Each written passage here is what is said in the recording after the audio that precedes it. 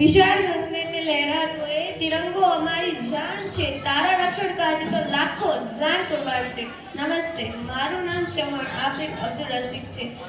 હું ધોરણ 8 માં અભ્યાસ કરું છું। માનનીય મુખ્ય મહેમાન શ્રી, આદરણીય આચાર્ય શ્રી, આદરણીય શિક્ષકો અને મારા પ્રિય દેશવાસીઓ, તમને બધાને ગણતંત્ર દિવસની હાર્દિક શુભકામનાઓ।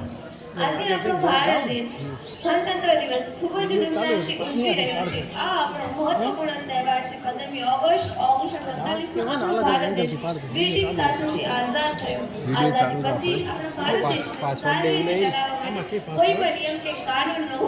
તે સમયે ડોક્ટર બાબા સાહેબ આંબેડકર હું મારામ પાડ દે તમને નોકી જાય કેમ તો સારો છે 11 મહિના અને 18 દિવસમાં બંધારણ તૈયાર કરવામાં આવ્યું। આ બંધારણ વિશ્વમાં સૌથી મોટું લિખિત બંધારણ છે। આ બંધારણ અને ફરજો માટે લડવાની તાકાત આપે છે।